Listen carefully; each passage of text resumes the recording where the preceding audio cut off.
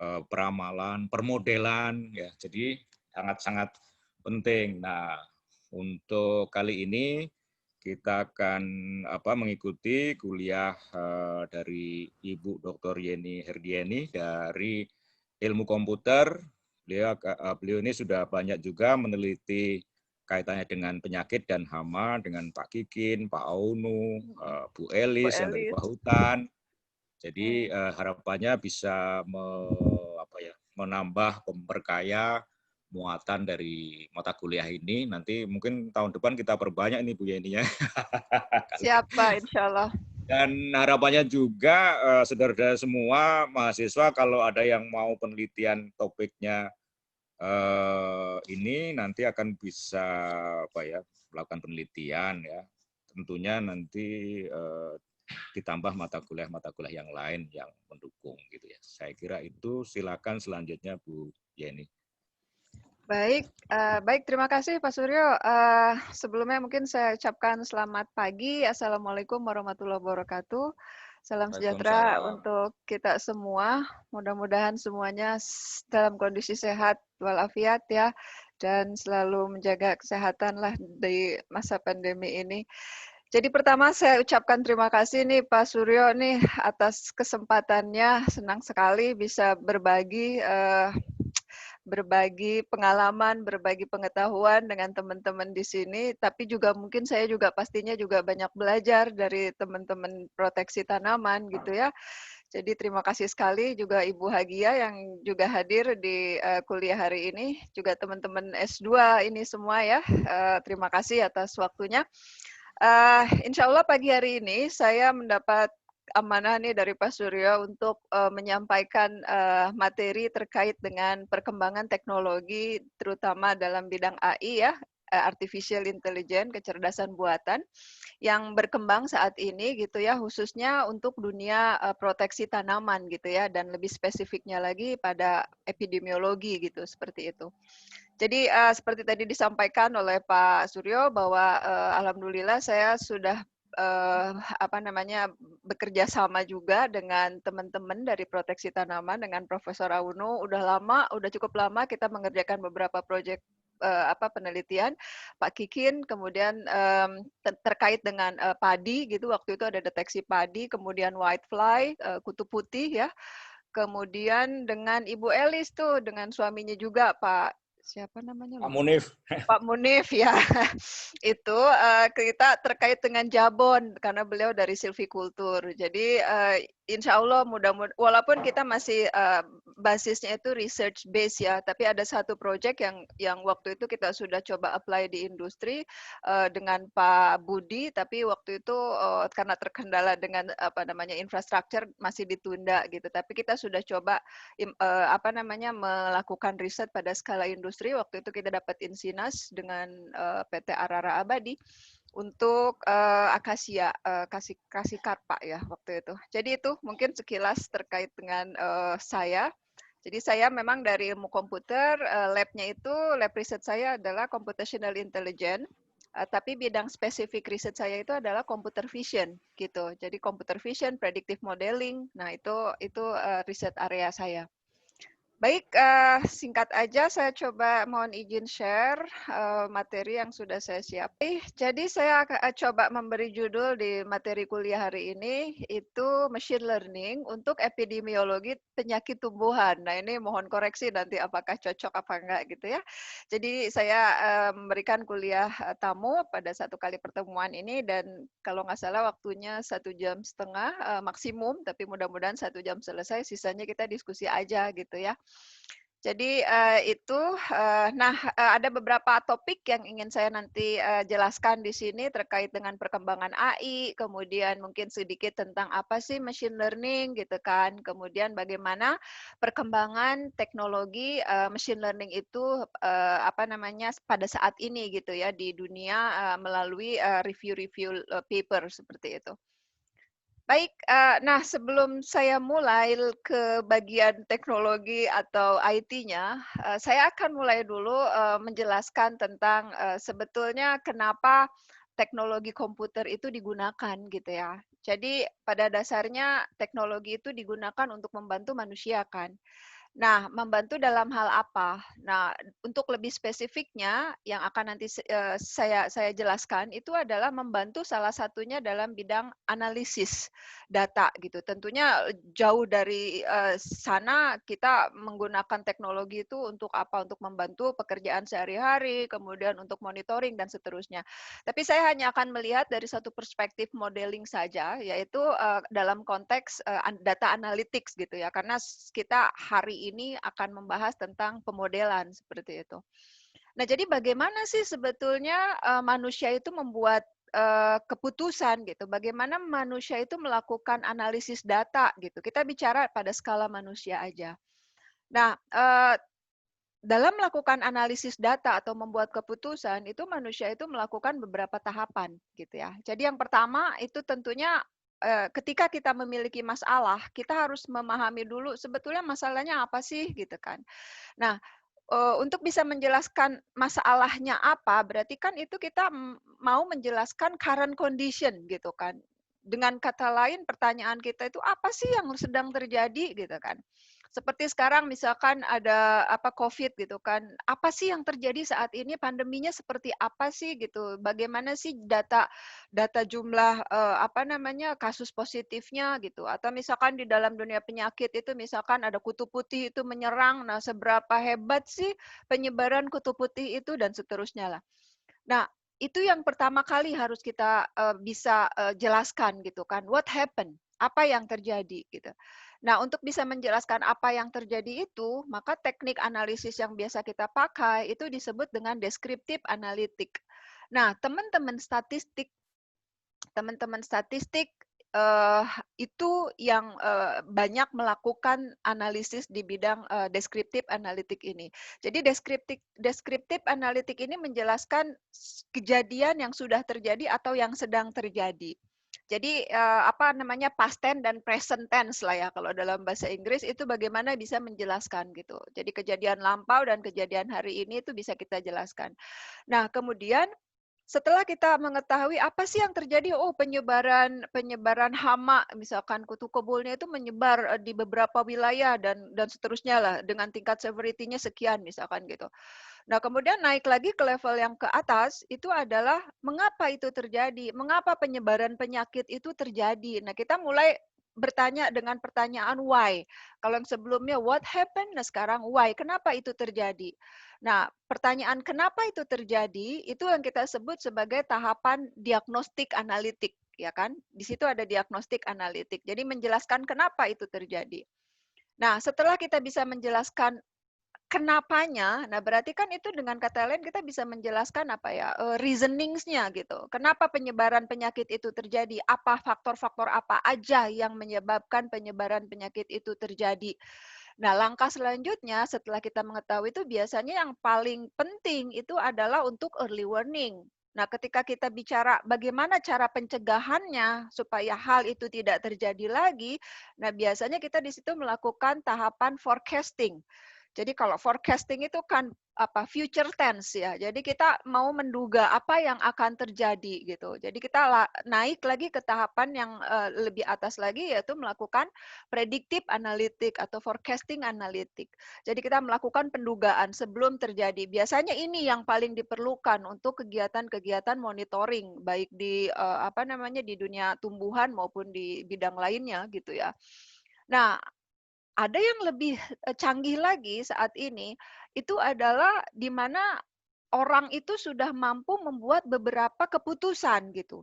Jadi kalau misalkan orang tersebut sudah mampu membuat beberapa keputusan, lalu dia mengambil keputusan yang terbaik, maka dia artinya sudah bisa membuat preskriptif analitik.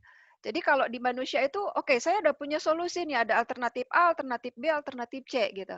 Tapi dengan pertimbangan risk and benefit-nya, maka kita ambil yang alternatif A. Nah, seperti itu. Nah, berarti dia sudah bisa mengoptimize keputusan dia sendiri. Nah, keputusan paling baik yang dia ambil itu dia berarti sudah mampu melakukan yang kita sebut dengan prescriptive analytic. Nah, jadi manusia itu melakukan level apa namanya data analisis itu seperti itu. Nah, kalau ngelihat dari sisi value-nya, tentunya semakin tinggi, ya value-nya itu semakin baik gitu loh. Semakin berharga gitu. Kalau orang udah bisa mampu memprediksi, apalagi membuat keputusan dengan alternatif-alternatifnya gitu kan, dengan keuntungan dan kerugiannya, itu value-nya semakin tinggi. Dan kalau kita bicara tentang teknologi, teknologinya makin mahal gitu. Karena kita udah kalau ini dilakukan oleh mesin, mesin itu udah benar-benar pinter karena dia udah bisa melakukan forecasting, dia udah bisa melakukan membuat keputusan, yaitu kita sebut optimization gitu. Dia sudah bisa mengambil keputusan yang paling optimal. Nah, ini istilah-istilah yang nanti mungkin perlu teman-teman pelajari gitu ya, mulai mengenal gitu bahwa ada beberapa level kita dalam membuat model itu. Dan tentunya kalau dilihat dari difficulty-nya ya tentunya karena value-nya semakin besar pasti tingkat kesulitannya semakin tinggi gitu ya. Jadi seperti itu ya teman-teman ya, cara kita membuat keputusan gitu. Nah, kalau tadi itu kita bicara manusia, sekarang kita bicara mesin gitu.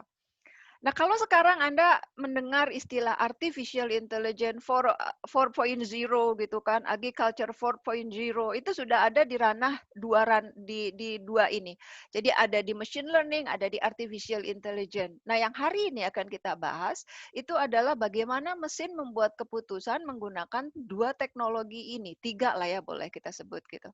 Tapi kalau saya boleh sedikit menyampaikan sebetulnya bagaimana sih komputer itu membuat keputusan dilihat dari perkembangan sejarahnya sebelum munculnya AI. Itu pertama kali komputer itu kita program. Jadi knowledge-nya itu ada di manusia gitu. Jadi pengetahuannya ada di manusia, lalu ditransfer aja pengetahuannya itu ke komputer. Jadi komputer hanya ditransfer aja knowledge-nya gitu. Jadi dia sendiri nggak bisa melakukan learning gitu. Karena udah dipindahin tuh pengetahuannya manusia ke komputer. Ini yang pendekatan pertama.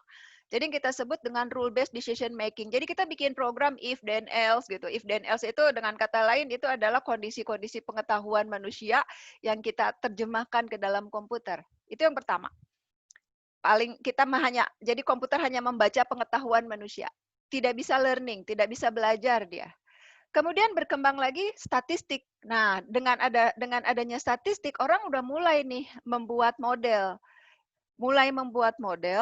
Tapi dengan data yang terbatas karena waktu itu zamannya itu kan statistik itu udah lama ya, udah sangat lama gitu kan. Tapi waktu itu teknologi belum mendukung untuk kita bisa mengumpulkan data gitu.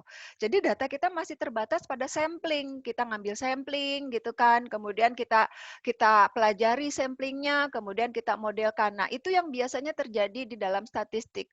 Nah, kalau secara tadi level data analisis, di dalam statistical reasonings ini ada dua level tuh yang bisa dilakukan. Jadi yang pertama itu adalah pada level deskriptif, dan yang kedua itu pada level diagnostik. Jadi dia menjelaskan apa sih yang terjadi dan kenapa itu terjadi. Jadi proses reasoningsnya ada di situ. Jadi dua level pertama itu yang pertama kali dikerjakan oleh statistik.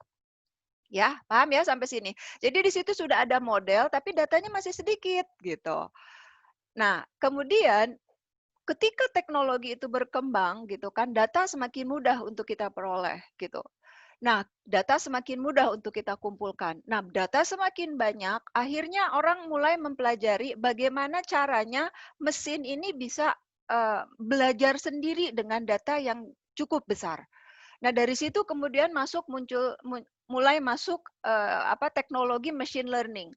Jadi kalau Anda mengenal istilah machine learning, bedanya apa dengan statistik? Paling mudah itu adalah kita bicara kuantitas data. Data dengan pendekatan statistik itu biasanya datanya itu sedikit gitu. Dan itu pun ditambah dengan adanya hipotesis dari manusia. Jadi manusia sudah membuat asumsi, manusia sudah membuat hipotesis. Tapi di dalam machine learning hipotesis dan asumsi itu boleh tidak diberikan oleh manusia. Paham ya sampai situ ya? Jadi istilahnya di dalam statistik udah ada modeling, tapi pengetahuan manusia masih ditransfer sedikit ke dalam model itu melalui Melalui asumsi dan hipotesis gitu. Nah, kemudian kalau di machine learning itu bisa hilang. Jadi benar-benar kita melakukan purely based on data. Tidak ada hipotesis, tidak ada asumsi. Dan datanya cukup banyak. Walaupun di dalam machine learning kemudian berkembang, ada istilahnya statistical machine learning. Jadi penggabungan antara statistical learning dengan machine learning itu ada juga gitu. Jadi machine learning plus hipotesis gitu kan. Jadi ada asumsi. Tapi itu perkembangan berikutnya. Nah, kapan machine learning ini dipakai? Jadi machine learning ini dipakai ketika apa? Ketika data itu semakin masif, semakin banyak gitu kan. Kemudian dari situ kita ingin mengenerate pengetahuan gitu. Jadi knowledge itu sudah sajalah di generate dari data gitu ya. Jadi manusia tidak perlu lagi membuat asumsi-asumsi apapun gitu. Sekali lagi walaupun tetap ada ya, tapi awalnya seperti itu. Nah, kemudian dengan data yang banyak, tentunya model atau pengetahuan yang akan kita peroleh, insight yang akan kita peroleh itu semakin baik. Nah, kemudian orang mulai berpikir bagaimana caranya melakukan prediksi dengan menggunakan data yang banyak gitu. Nah, makanya machine learning itu fokus utamanya itu adalah melakukan prediksi. Walaupun dia bisa melakukan diagnosis dan juga descriptive analytic, tapi main objektifnya, tujuan utamanya itu adalah melakukan prediksi di level ketiga tadi kan. Nah, itu gunanya machine learning. Nah, kemudian setelah machine learning itu digunakan atau dikembangkan gitu kan, orang udah bisa mengenerate knowledge based on data gitu. Jadi data driven namanya. Jadi knowledge itu diambil berdasarkan data. Mesin sudah mampu belajar gitu kan, jadi nggak perlu lagi diajarin, misalkan seperti itu ya. Nah, kemudian dari situ orang mulai berpikir lagi bagaimana caranya membuat supaya mesin ini juga komputer which is itu bisa membaca data secara otomatis dari environment melalui alat-alat IoT gitu kan. Kemudian juga bagaimana dia bisa merespon rangsangan atau input dari alat-alat IoT tersebut. Nah, muncullah kemudian artificial intelligence. Jadi artificial intelligence itu mesin udah bisa membaca data dari luar dan dia mampu merespon data tersebut melalui sebuah aksi yang benar.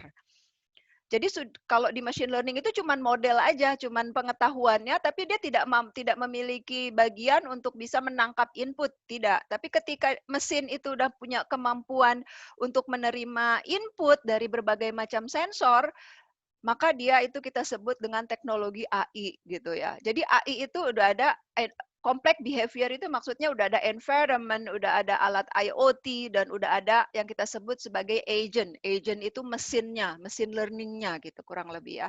Jadi robotnya itu agentnya. Alat sensornya kamera gitu kan, atau misalkan sensor-sensor temperatur gitu dan segala macam. Dan kemudian aksinya itu adalah keputusan yang dia buat berdasarkan input yang dia tangkap melalui sensor. Nah, itulah AI. Nah, kita memang pada akhirnya akan masuk ke teknologi AI gitu. Tapi yang akan kayak saya jelaskan di perkuliahan hari ini itu mungkin AI-nya sedikit tapi lebih banyak ke dalam machine learning karena tidak membangun model mesinnya gitu ya. Model agent-nya itu nggak dibahas di sini. Tapi itulah yang terjadi saat ini pada teknologi komputer atau bagaimana mesin atau software itu membuat keputusan ya. Jadi kita mengenal sudah apa itu AI seperti itu. Nah, kemudian muncul lagi ada deep learning. Nah, mungkin teman-teman di sini juga pernah baca gitu, deep learning ini apa lagi sih? Udah ada machine learning, terus tambah lagi deep learning. Nah, ini yang paling canggih gitu. Jadi deep learning ini secara sederhananya, ini kemampuan learning-nya itu sudah mirip seperti manusia. Kenapa? Apa bedanya dengan machine learning? Saya coba gambarkan di bagian kanan untuk lebih mempermudah.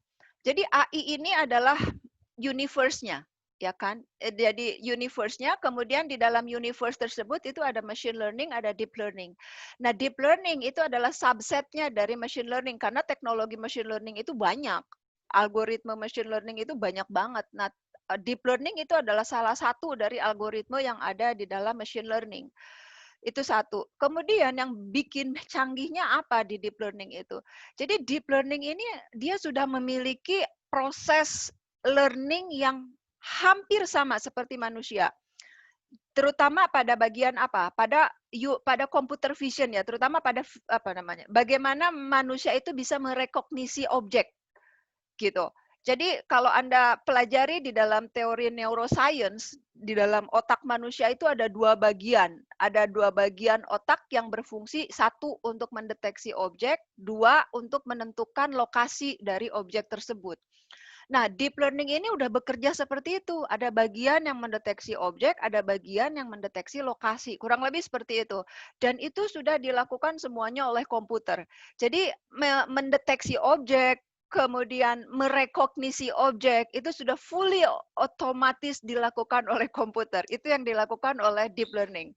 Sementara kalau pada machine learning, itu proses feature extraction-nya masih kita customize sendiri gitu. Jadi customize itu kita memikirkan secara terpisah gitu algoritmenya untuk kita bisa mengekstrak informasi dari sebuah masalah gitu kurang lebih. Nah, jadi sudah sampai seperti itu gitu perkembangan teknologi AI yang saat ini berkembang gitu ya. Jadi ada deep learning ini yang paling ngetren sekarang ini. Mudah-mudahan cukup jelas ilustrasi yang sederhananya. Nah, saya akan masuk pada bagian machine learning dulu gitu. Nanti ada sedikit saya sampaikan deep learning.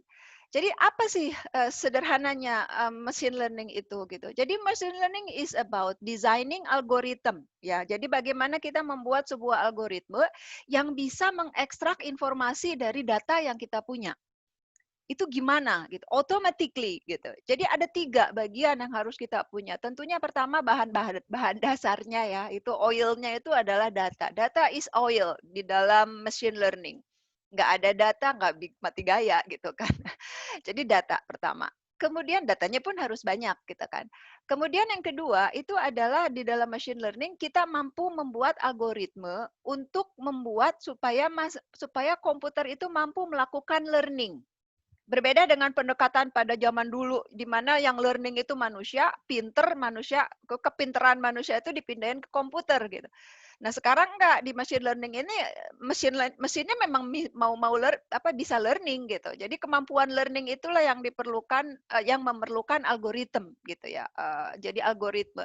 Dan yang terakhir, apa sih yang diperoleh dari machine learning? Itu adalah model. Model itu sederhananya itu adalah knowledge.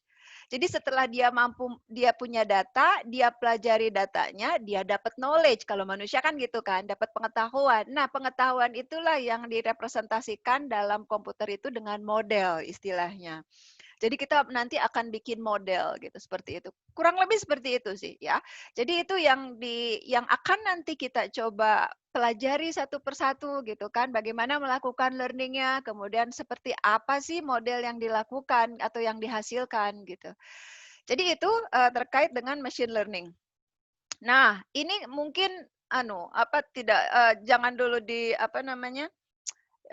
dilihat secara global. Tapi begini kurang lebih map yang ada di dalam dunianya machine learning. Jadi kalau kita bicara tadi algoritma, maka ini adalah algoritma yang bisa dipakai untuk bisa mengekstrak informasi jadi model. Kurang lebih seperti itu ya. Nah, jadi yang pertama, ini adalah yang kita sebut, jadi ada beberapa bagian lah, saya nggak akan terlalu detail saya nggak akan. Tapi ada satu bagian yang Anda sudah pelajari, saya dapat info dari Pak Suryo itu adalah Anda sudah sudah mempelajari yang disebut dengan teknik regresi. Oke? Nah, jadi Anda sudah pernah belajar regresi. Nah, regresi yang itu macam-macam. Ada yang linear regression, ini khusus yang linear, jadi fungsinya itu garis. Ada lagi yang bukan garis, yaitu polinomial gitu kan. Nah, ada namanya polynomial regression. Jadi kalau saya dapat info dari teman-teman di Protek itu mahasiswa sudah mendapat nih bagian regression, which is itu udah bagus gitu ya. Jadi Anda sebetulnya udah punya modal untuk melakukan modeling gitu kan, walaupun baru hanya menggunakan linear regression. Nah, tapi di dalam Kemarin yang diberikan Pak Ali, Bu, di mata kuliah ini yang linear regression, non-linear, polinomial yang berikan Pak Ali. Oh, dari matematik ya? Dari dulunya statistik beliau, statistik. Oh, oke, baik. Ya, jadi berarti udah polinomial juga dong, udah bagus gitu Iya, ya? udah polinomial juga, polinomial. Baik, siap. Nah, berarti udah bagus. Tapi regresi aja Pak ya, kalau untuk yang Iya, klasifikasi. betul. Regresi Oke, aja, regresi siap. saja. Nah, jadi udah bagus banget nih. Nah, nanti di bagian regresi ini pun ada kalau secara algoritmnya ya teknik-teknik untuk bisa mengenhance, meningkatkan performa dari algoritmenya. Jadi ini Anda udah bagus, udah belajar. Tapi selain itu, kita bisa juga menggunakan ada namanya klasifikasi, ada namanya clustering gitu ya. Ada namanya ini yang baru juga nih bukan baru sih, udah relatif lama cuman banyak digunakan masih, yaitu ensemble, menggabungkan beberapa model. Kemudian ini yang sekarang mungkin Anda tahu, yang Tesla, mobil canggih yang tanpa driver. Nah, itu algoritmenya itu menggunakan reinforcement learning gitu. Jadi dia mampu beradaptasi gitu ya. Jadi semi supervised. Jadi gabungan antara supervised dan unsupervised. Kemudian, nah ini yang paling ngetren sekarang di deep learning gitu ya. Jadi tadi seperti saya sampaikan, saya juga ngajarin deep learning untuk apa namanya mahasiswa ITK di ITK itu untuk mendeteksi penyakit seperti itu penyakit ikan. Nah ini yang sekarang itu teknologi ini berkembang. Nah jadi ya harapannya mungkin kita di IPB ya apalagi dengan 4.0 gitu, nggak cuma orang Ilkom yang belajar ini, biarlah orang Ilkom yang belajar mengenai how it works-nya, tapi mungkin teman-teman di luar Ilkom yang how to use-nya gitu ya. Jadi bagaimana menggunakan ini untuk menyelesaikan masalah.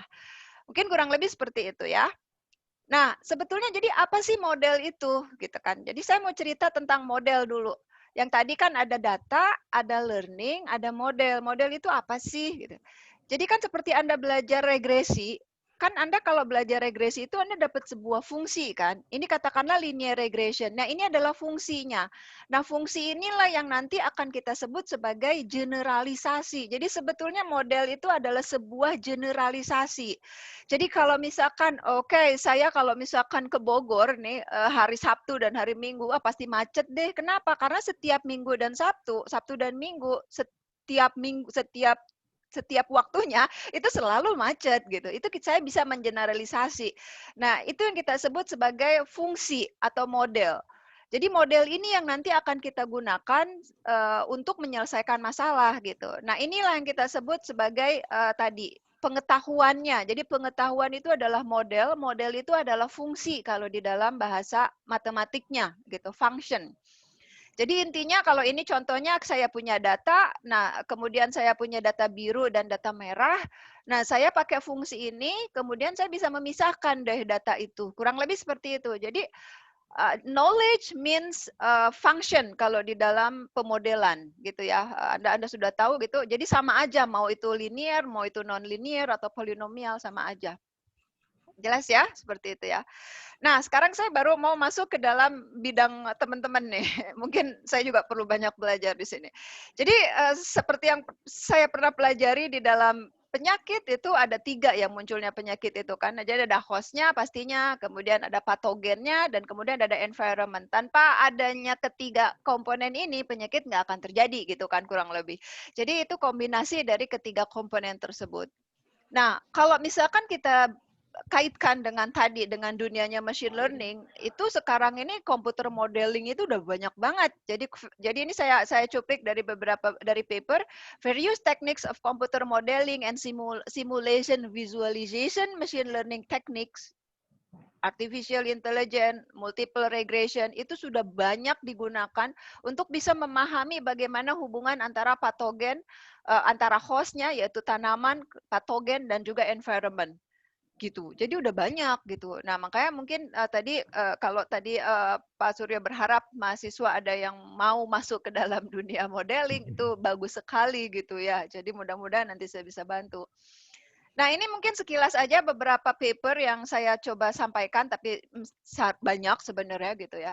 Jadi ada machine learning techniques in disease forecasting. Jadi di sini untuk apa namanya rice blast ya penyakit ya untuk memprediksi penyakit seperti itu. Jadi dia pakai machine learning juga.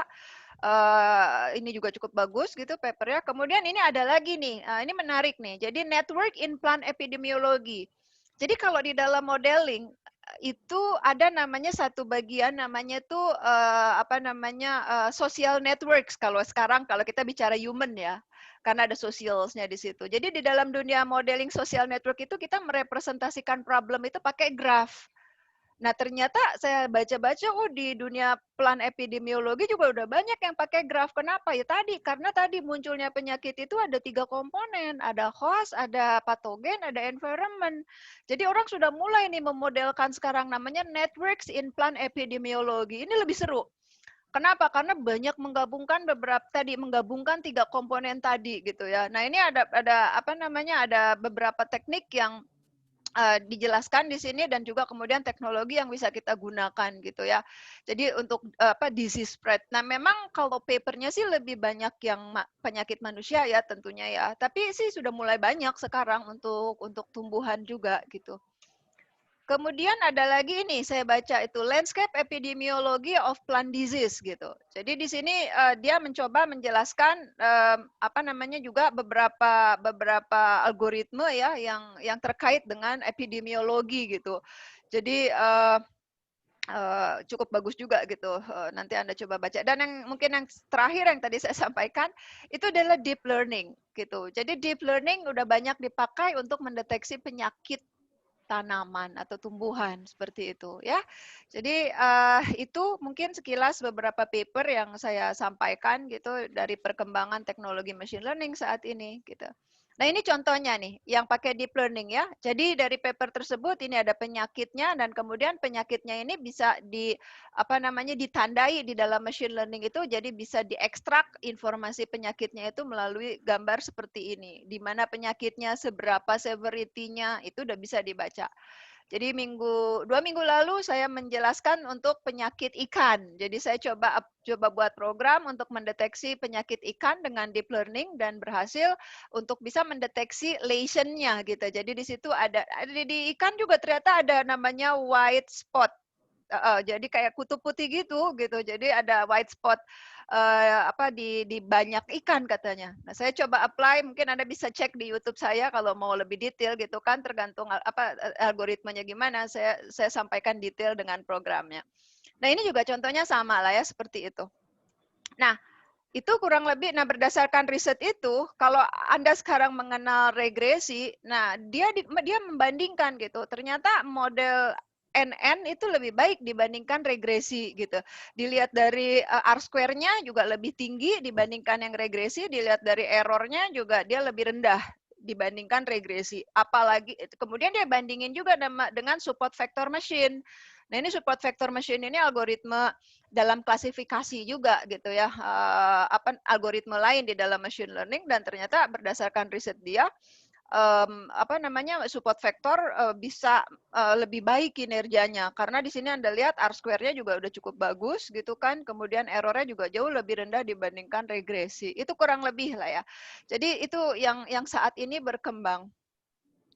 Nah, ini saya mau menjelaskan tadi review sedikit aja apa yang pernah kami lakukan dengan teman-teman di silvikultur ataupun dengan proteksi tanaman. Tapi di sini ada mungkin karena terlalu banyak, jadi dengan Pak Auno, dengan Pak Kikin, karena juga sudah cukup lama tidak saya sampaikan, jadi yang terbaru aja.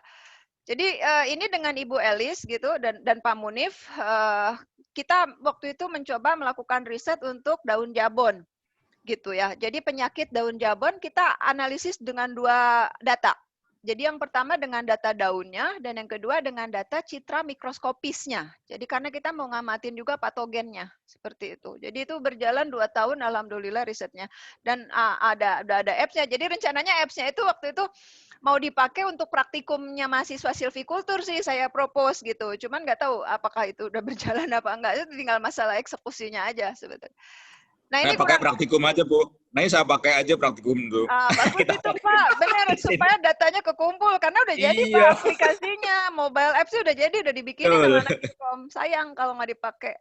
Jadi ini waktu itu kita pakai bercak daun sama hawar daun ya. Jadi ada nah ternyata dari risetnya beliau itu untuk bercak daun juga ada 9 jenis. Nah kan gimana namanya tetap bercak daun gitu.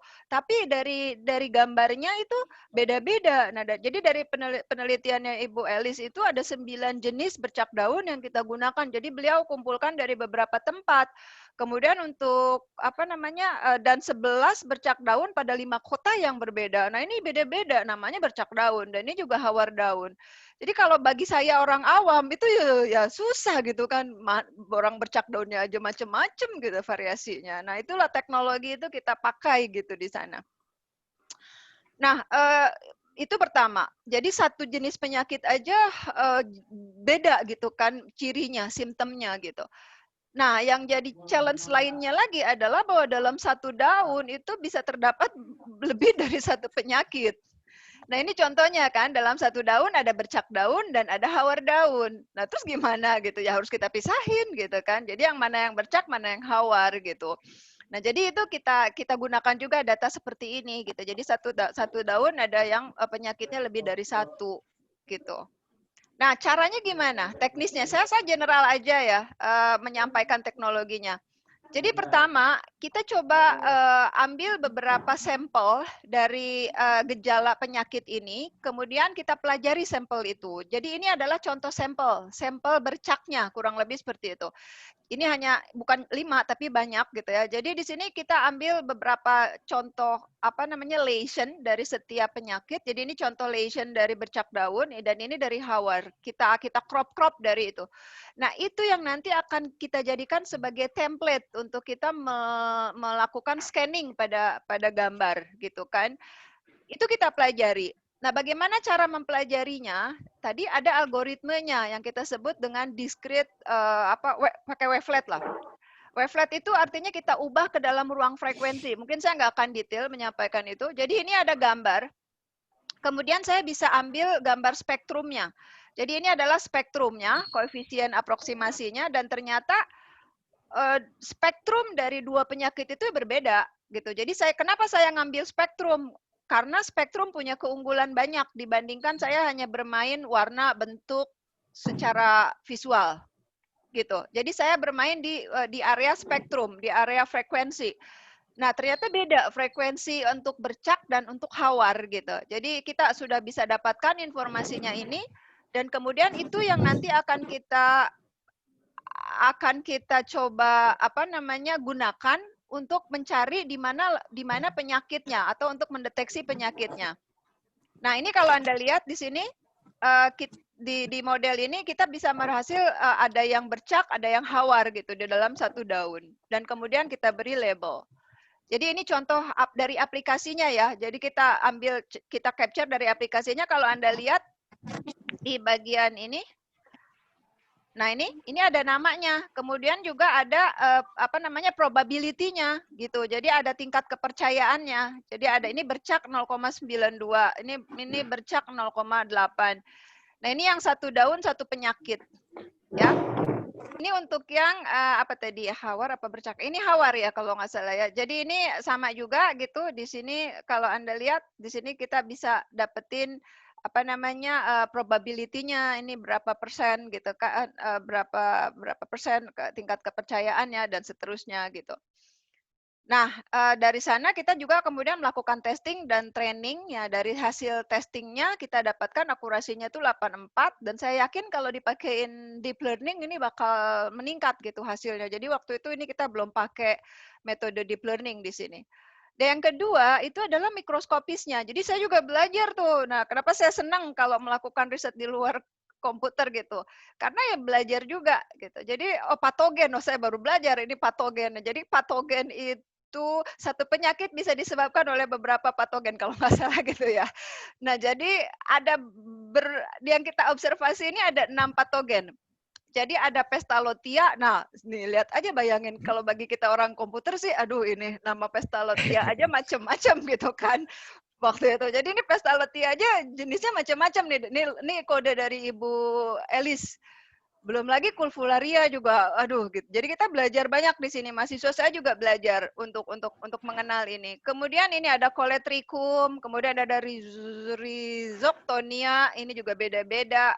Fusarium dan seterusnya. Jadi ada 6 yang kita observasi dari sisi patogen. Caranya gimana ya? Bagian ngambil datanya bagian teman-teman silvikultur di labnya.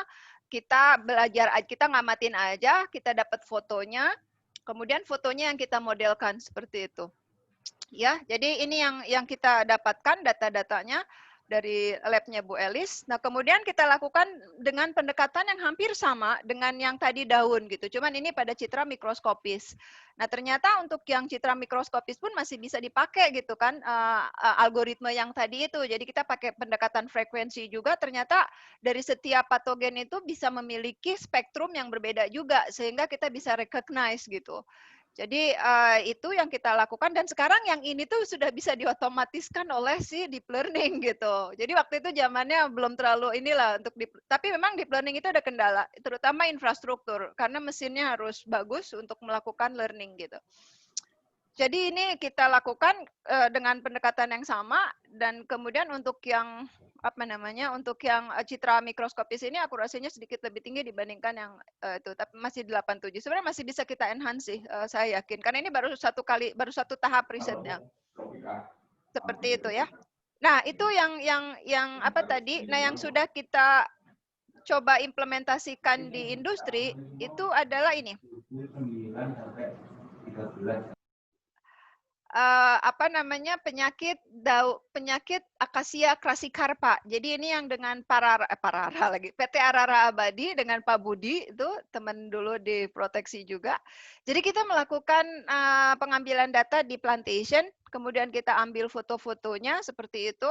Tentunya ini backgroundnya lebih kompleks karena nggak mungkin kita di plantation itu ngambil gambar itu pakai background yang sama gitu kan dan nggak dipetik gitu kan daunnya jadi kita foto jadi Anda lihat backgroundnya lebih kompleks di sini dan kita harus bisa membedakan mana yang background mana yang objek seperti itu. Ya, jadi kita lakukan hal yang membuat algoritma menggunakan algoritma untuk bisa mengekstraknya. Jadi kita juga bisa ngedapetin nih. Jadi udah kita bisa pisahin mana background, mana objek.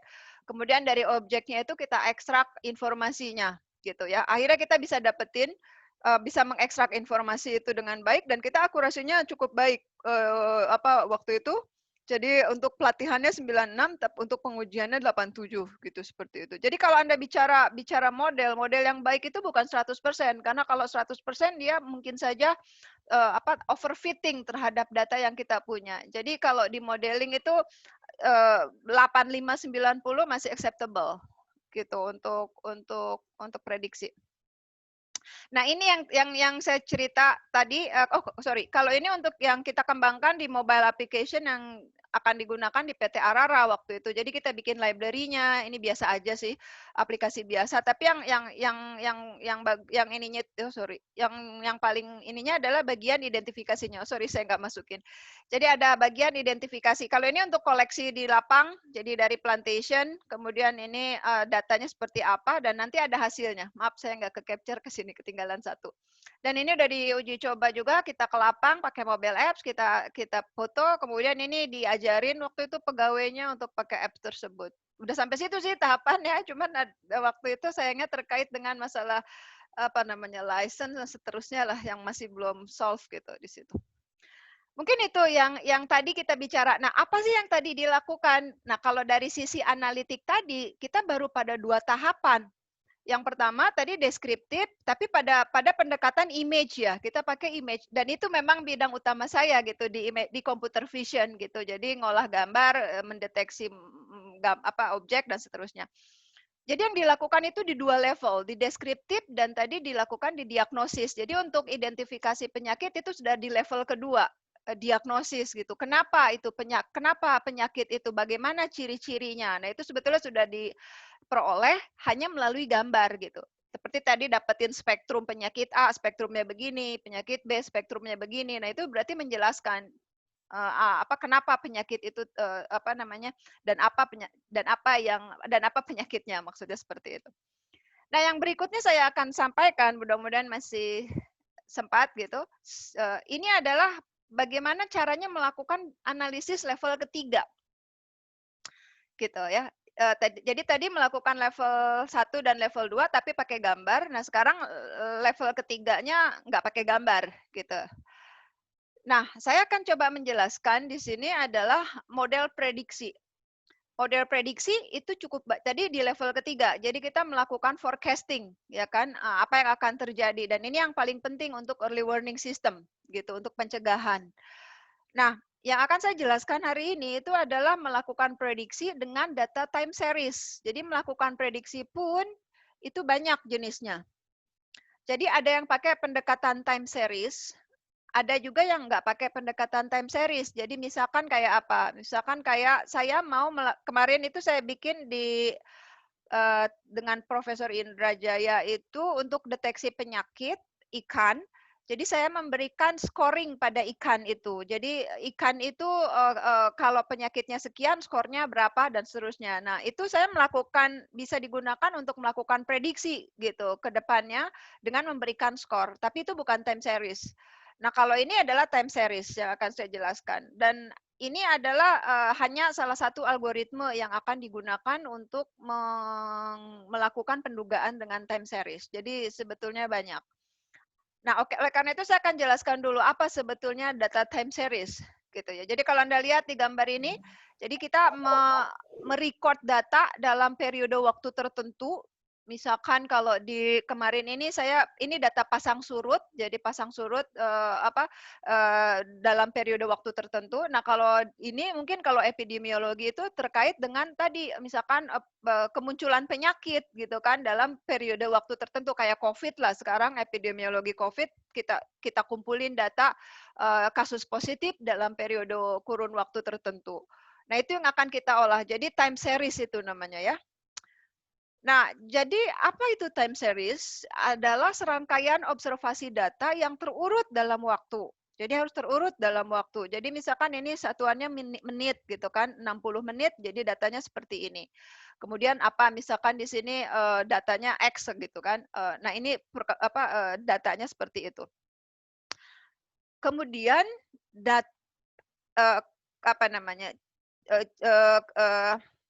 ciri dari data time series itu harus memiliki interval waktu yang sama. Jadi kalau kita mau mengolah data time series, make sure bahwa interval data yang kita gunakan itu harus sama. Jadi jangan sampai ada yang satuannya itu jam, ada yang satuannya itu hari gitu kan. Jadi semuanya harus kita pastikan data memiliki interval waktu yang sama. Kemudian data yang dikumpulkan secara tidak teratur, waktunya tuh tidak bisa kita sebut sebagai time series. Tapi Bu, gimana kalau tiba-tiba misalkan sensornya mati? Misalkan saya mau collect data per hour, tapi tiba-tiba mati gitu kan. Nah, itu ada tekniknya sendiri gitu. Nanti jadi bagaimana caranya kita melakukan akumulasi atau melakukan interpolasi untuk bisa mengisi data yang hilang tadi. Ada tekniknya, tapi basic requirement-nya adalah bahwa interval waktunya itu harus ragam atau sama. Oke, nah data time series ini itu digunakan untuk monitoring dan juga untuk forecasting tentunya ya. Yang tadi saya bilang di level ketiga larinya itu dan level keempat. Nah, di mana saja digunakannya tentunya banyak. Di finance, di weather forecasting, nah itu juga pakai di e-commerce gitu kan. Kemudian di bisnis, di aquaculture kemarin saya melakukan modeling untuk data pasang surut. Dan juga untuk water quality, jadi kolam itu untuk di smart aquaculture itu bagaimana melakukan monitoring apakah airnya itu kualitasnya bagus atau tidak.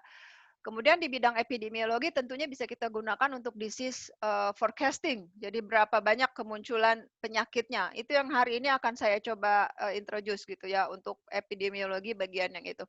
Nah, ini hanya contohnya aja datanya. Nah, mungkin sebelum masuk lebih detail lagi, kalau di dalam forecasting dengan time series, itu ada 3 informasi yang harus kita pahamin. Yang pertama, ada terkait dengan tren. Kalau kita bicara tren, ya, kita bicara tren itu kita bicara dalam periode waktu yang panjang. Itu trennya itu gimana, gitu kan. Nah, ini contohnya adalah data tren. Jadi long term direction. Jadi untuk jangka waktu yang panjang. Trennya itu bisa apa? Ini increasing, bisa juga decreasing, bisa juga constant, gitu. Ya, itu tren. Kalau kita terus kemudian di time series juga kita bicara masalah seasonality. Kalau seasonality itu dalam short period. Kalau tren dalam long period, kalau misalkan seasonality dalam short period, biasanya weekly, monthly, atau yearly. Nah, dalam kurang lebih seperti itu. Jadi ada spesifik frekuensinya gitu, periodnya. Nah ini contohnya adalah monthly misalkan seperti itu. Nah ini adalah periodic behavior-nya atau seasonality-nya seperti itu. Jadi dalam kurun waktu tertentu. Kemudian yang ketiga itu adalah residual. Nah, residual ini yang nanti sebetulnya akan kita pakai gitu. Kenapa? Karena udah dibersihin, dia udah nggak ada seasonality-nya dan udah nggak ada trennya. Jadi data aslinya, bukan aslinya sih, data residualnya gitu. Jadi kita menghilangkan seasonality dan juga menghilangkan frekuensi menghilangkan trennya. Nah, ini yang kita sebut dengan residual. Jadi irregular fluctuation. Jadi data murninya tuh gimana sih gitu ya dari data tersebut gitu. Jadi ada 3 seperti itu yang harus kita pahami di dalam time series. Nah, kemudian di dalam kan tadi kalau time series itu ada periodenya. Kemudian untuk menganalisisnya itu harus kita breakdown menjadi beberapa period. Artinya kita harus melakukan dekomposisi data gitu. Nah, ada 2 teknik dekomposisi data itu. Jadi ada namanya aditif dan multiplikatif. Jadi ini mungkin nanti akan lebih jelasnya lagi nanti ya. Jadi kalau misalkan ini itu untuk yang data yang sifatnya seasonality. Nah, kalau datanya itu non seasonality itu biasanya kita pakai yang sifatnya multiplikatif. Ini cuma model cara kita melakukan dekomposisi aja ya. Jadi ada beda sedikit di formulanya seperti itu. Nah, jadi apa yang paling penting di dalam menggunakan time series ini? Yaitu kita mempelajari yang kita sebut dengan stationarity. Jadi seberapa stasioner sih data yang kita punya. Nah, untuk melihat stationarity itu sama seperti kita melihat tren dan kita melihat seasonality. Itu. Jadi 2 itu yang harus kita apakah dia stasioner ataukah dia non stasioner. Nah, bagaimana cara melihatnya? Itu ada beberapa teknik. Oke, mungkin saya akan bahas dulu secara umum apa itu stasioner dan apa itu non stasioner. Secara sederhana dulu. Kalau kita punya data, ini katakanlah data time series dalam kurun waktu tertentu, kemudian saya bagi menjadi beberapa period. Period itu kita sebut dengan chunk 1, chunk 2, chunk 3 gitu. Jadi misalkan kuartal 1, kuartal 2, kuartal 3, kuartal 4. Nah, itu maksudnya chunk. Untuk kita bisa melihat seasonality-nya. Tadi kan dalam periode waktu. Itu kita hitung misalkan gampangnya pakai mean sama variance ya. Jadi dalam satu periode ini ternyata rataannya hampir sama. Nih, rataannya hampir sama 19, 18. Variance-nya, standar deviasinya, ragamnya, itu juga hampir sama. Nah, kalau dia hampir sama seperti itu, maka data itu bisa dipastikan stasioner. Contohnya adalah ini. Nah, ini dilihat dari rataannya, itu konstan. Ya kan, rataannya konstan. Kemudian dilihat dari variance-nya, standar deviasinya, itu juga relatively konstan. Ya. Nah, kalau datanya seperti ini, maka kita bisa pastikan itu stasioner datanya. Gitu. Jadi relatively regular pattern gitu. Jadi pattern-nya itu reguler, relatively. Tapi kalau misalkan dilihat dari rataannya tuh, nah ini kan sangat tinggi nih di periode kedua. Di chunk yang kedua rataannya tinggi.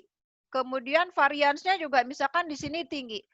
Nah, itu bisa dipastikan data itu tidak stasioner. Jadi pasti ada perubahan yang sangat drastis gitu. Misalkan kalau misalkan dipasang surut itu tiba-tiba airnya naik sangat tinggi di periode misalkan di kuartal kedua atau misalkan kalau data penjualan di kuartal keempat Natalan tahun baru tiba-tiba penjualannya tinggi gitu. Nah, itu non stasioner gitu ya. Nah, kalau non stasioner dia bentuknya kayak begini. Oke, jelas ya? Nah, itu yang harus kita pahami dari sebuah data time series. Jadi kalau kita kaitkan dengan penyakit, kapan penyakit itu munculnya itu jadi sangat banyak gitu ya. Jadi apakah dia setiap musim itu perkembangan penyakitnya itu relatively konstan, berarti itu stasioner. Tapi ternyata enggak, oh musim hujan ini COVID itu semakin tinggi. Nah, berarti itu non stasioner. Karena dia tiba-tiba rataannya menjadi sangat tinggi gitu kan. Kayak kemarin di Jawa Barat itu sekarang udah paling tinggi kan rataannya. Dan kemarin sempat nyampe 6.000 per hari. Tinggi banget gitu kan. Nah, itu bisa dipastikan non stasioner. Dilihat dari mean sama variance-nya. Nah, itu yang disebut dengan stationarity di dalam time series yang kita akan coba modelkan gitu. Nah, jadi kalau di dalam tekniknya itu ada pakai namanya tadi pakai mean sama variance itu statistik, summary statistik. Tapi bisa juga pakai histogram. Anda udah pernah belajar ya histogram ya. Nah, kalau histogram itu kan frekuensi. Jadi kita pakai melihat frekuensi kemunculan data. Nah, misalkan ini pakai histogramnya seperti ini bentuknya. Oh, ini sudah mirip seperti normal distribution. Berarti dia bisa dipastikan adalah stasioner, relatively stasioner. Tapi kalau datanya itu tidak normal, seperti ini misalkan, maka kemungkinan data itu tidak stasioner. Nah, jadi cara untuk melihat stationarity data itu bisa macam-macam. Bisa pakai histogram, bisa pakai tadi rataan sama varians gitu ya. Tapi ada lagi yang lebih precise, itu adalah menggunakan yang kita sebut dengan ADF. ADF itu adalah Augmented Dickey Fuller Test. Jadi ini menggunakan statistik ya, pendekatan nilai hipotesis statistik kayak gitulah. Nah ini, jadi ADF itu Augmented Fuller jadi kalau ada pernah belajar F-test gitu kan, ada tuh di statistik itu kan untuk melihat ada F-test. Nah, itu pakainya seperti ini. Jadi bagaimana cara bacanya? Jadi kalau kita punya distribusi data seperti ini, kemudian kita nyatakan ada dua hipotesis H0 gitu kan. Jadi ada kita terima H0 dan tolak H0. Masih ingat ya di statistik ini udah ada nih almarhum Pak Andi Hakim saya dulu diajarinnya. Kemudian ada critical value. Oke, kemudian di sini kita asumsikan lambdanya itu kita rataannya kita mulai dari 0 gitu kan. Nah, cara bacanya gimana? Jadi kalau kita punya critical value di sini, kalau dia itu kurang dari critical value, maka kita sebut data itu adalah stasioner. Tapi kalau misalkan dia lebih besar dari critical value, maka dia itu adalah non-stasioner. Jadi itu cara ngeceknya di dalam augmented. Jadi kita harus baca berapa nilai P-nya, berapa P value-nya, kemudian berapa critical value-nya. Nanti dari situ kita bisa lihat, oh berarti kita harus tolak H0 atau kita harus tolak H1 gitu. Misalkan seperti itu. Jadi untuk memisahkan antara jadi hipotesisnya adalah H0 itu adalah non stasioner, H1 itu adalah stasioner, kurang lebih seperti itu. Oke, nah kalau saya jadi coba terjemahkan data yang tadi, misalkan ini data yang saya pakai ya. Jadi ini sih data dummy sebetulnya, bukan data asli ya, tapi saya coba terjemahkan seperti ini. Jadi misalkan ini saya punya data monthly. Data setiap bulan saya kumpulkan, kemudian ini adalah kemunculan penyakitnya. Akumulasi dari setiap bulan. Jadi ini Januari, Februari, Maret, dan seterusnya. Jadi kalau kayak COVID kan daily berapa kejadiannya seperti itu. Oke, jadi ini monthly occurrence of disease. Nah, mulai datanya dari tahun 49 Januari sampai dengan tahun 60 Desember. Oke, jadi ini seperti ini dan kalau saya upload ternyata misalkan ya, ini sekali lagi data dummy, misalkan data kemunculan penyakitnya itu semakin meningkat. Nah, semakin seperti ini. Ini hasil plottingnya dari data yang saya gunakan. Nah, kemudian saya akan observasi, saya mau bikin model untuk bisa memforecast. Bisa nggak saya melakukan forecasting katakanlah 1 bulan ke depan atau 2 bulan ke depan atau 3 bulan ke depan gitu. Itu bisa gitu. Yang itu nanti akan kita gunakan dengan ARIMA. Nah, untuk bisa melakukan model forecasting itu, kita harus membuat model. Nah, dalam membuat model, itu ada 2 data itu. Sebetulnya 3 sih, tapi Anda bisa pakai 2. Yang kita sebut dengan data training. Jadi data training itu data yang akan digunakan untuk pembelajaran mesin. Itu satu. Dan satu lagi ada data testing. Data testing ini harus dipisah. Jadi kalau modelnya udah dipelajari, udah didapat, nah dicemplungin tuh data testing untuk nguji bener enggak gitu. Ada satu lagi data validasi. Tapi kalau misalkan Anda pakai sini 2 aja lah. Nah, untuk contoh data ini saya coba pisahkan 2 aja. Jadi ada data training. Jadi saya akan berikan ke mesin itu data dari awal dari Januari tahun 49 sampai dengan Desember tahun 59. Jadi tersisa 1 tahun ke belakang. Oke. Ini data monthly ya. Jadi tersisa 1 tahun ke belakang itu akan saya gunakan untuk data testing. Jadi dari 60 sampai dengan Desember. Jadi saya ambil bagian 1 tahun terakhir untuk nanti nguji model. Yang saya cemplungin ke dalam mesin itu adalah ini 49 sampai dengan 59. Jelas ya sampai situ ya. Jadi saya pisahin udah datanya. Nah, kemudian karena ini data time series, harus kita melakukan pengecekan dulu. Apakah data itu stasioner, apakah non stasioner. Gitu. Nah, jadi cara pengecekannya gimana? Tadi ada 3 teknik, bisa pakai ADF, bisa pakai mean variance, bisa pakai histogram. Saya coba pakai pakai 2 cara. Yang pertama pakai ADF. Ini diabaikan aja. Nanti kalau Anda tertarik mau pakai modeling, saya bisa ngisi kuliah seperti di ITK. Ini nggak sulit. Sekali lagi, sekarang programming itu semakin mudah gitu. Kalau Anda mau nyemplung programming juga anak-anak ITK itu banyak yang bisa deep learning bagus gitu. Oke, nah ini contohnya. Ini saya pakai Python. Nah, ternyata dari sini saya bisa dapetin nih, Anda baca di sini ya. Saya dapetin ada nilai P value, ada dapat critical value. Lihat tadi gambar tadi. Ada P value dan critical value. Jadi critical value itu tadi untuk threshold-nya. Misahin antara stasioner sama non-stasioner. Nah, ternyata saya dapat nilai P value-nya itu lebih dari 0,05. Saya pakai misalkan confidence-nya itu 0,05. Berarti, dan kemudian lihat lagi ADF statistiknya itu ternyata dia 0,8. Lebih besar daripada critical value-nya. Kalau kondisi ini terpenuhi, P value-nya lebih besar dari 0,05, kemudian ADF statistiknya lebih besar dari nilai kritisnya, maka saya bisa pastikan bahwa data yang saya punya itu adalah non-stasioner. Oke. Nah, kalau datanya ini non-stasioner, be careful. Karena yang harus saya modelkan itu sebaiknya itu adalah data yang stasioner. Nanti ada tekniknya gimana cara ngubah dari non stasioner menjadi yang stasioner. Di antaranya tadi ngejadiin supaya jadi residu. Ada tekniknya lah. Nah, yang akan digunakan itu adalah ARIMA. Jadi sekali lagi datanya sudah non stasioner dari uji ADF ya.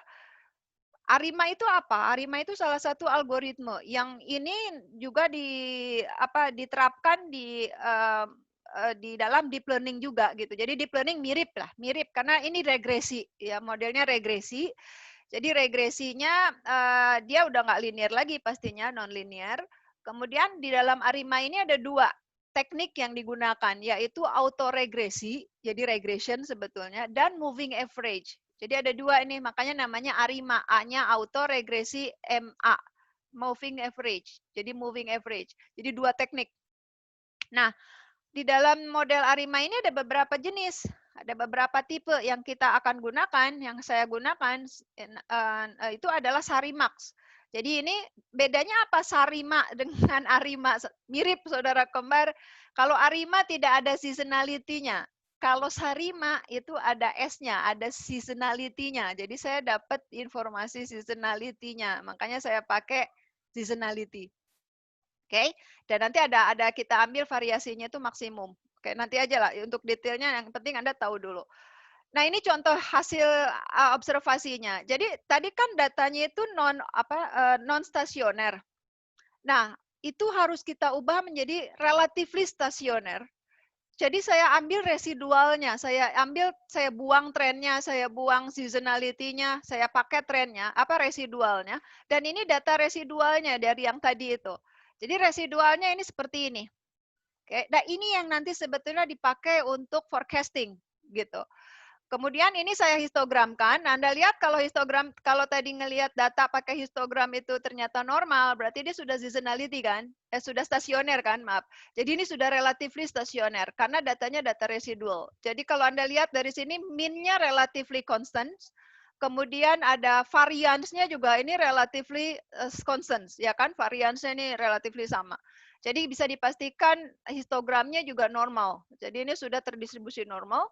Kemudian kalau saya plotting antara nilai residual dengan nilai sampelnya, jadi yang merah ini nilai samplingnya untuk pakai linear regression, Anda udah tahu, pasti udah belajar ini.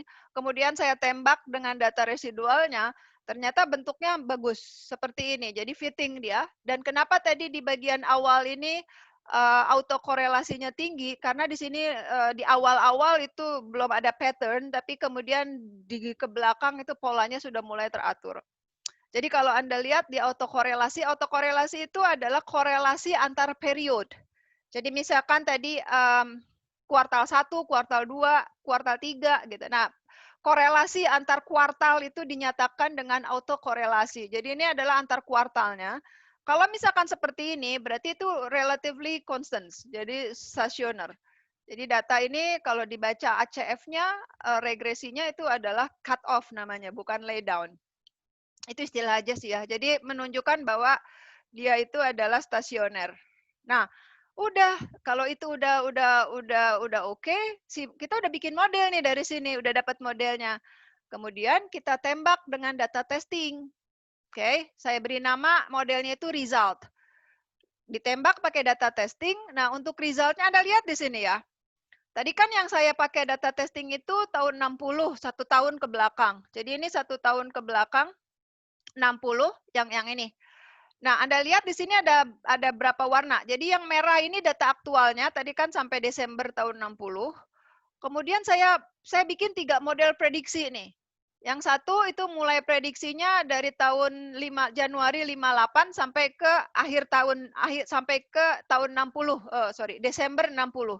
Jadi yang biru yang pertama itu adalah ini menduga 1 tahun ke belakang. Nah, ini Anda lihat ini walaupun tahun 60 tadi nggak dipredik, nggak di learning, maaf, nggak dipelajari sama model, sama mesin, tapi model bisa memfitting data dengan cukup baik.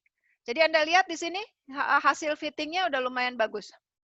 Kemudian saya tembak lagi agak lebih jauh. Di sini yang untuk yang kedua ya adalah yang abu-abu. Nah, ini yang abu-abu. Jadi di sini sampai dengan sini. Oke. Ini pun hasilnya udah cukup bagus gitu ya. Jadi kita melakukan yang pertama itu one step ahead forecast, yang kedua dynamic, ini tekniknya mungkin nanti aja. Dan satu lagi, data yang saya punya kan cuma sampai 60 Desember. Kemudian saya coba untuk 60 1 tahun ke depan, yaitu tahun 61 gitu. Kurang lebih seperti ini trennya gitu. Nah, ini kita melakukan forecasting tanpa kita punya data sebelumnya kan, tahun 60 aja nggak kita training kan, nggak kita learning. Tapi saya bisa menduga tahun 61 gitu. Anda bayangkan tahun 60 aja nggak dipelajari mesin, tapi saya bisa menduga tahun 61, maaf. Nah, itu yang keunggulan dari model forecasting. Nah, kalau ini bisa kita lakukan, maka tentunya kita sudah bisa melakukan teknik monitoring di dalam IPM itu dengan baik karena persiapannya udah cukup matang gitu. Karena begini dan seterusnya gitu ya model prediksinya. Mungkin itu saja, mudah-mudahan tidak terlalu cepat, mudah-mudahan jelas. Itu saja mungkin, terima kasih Pak Surya. Silakan dibuka diskusi aja.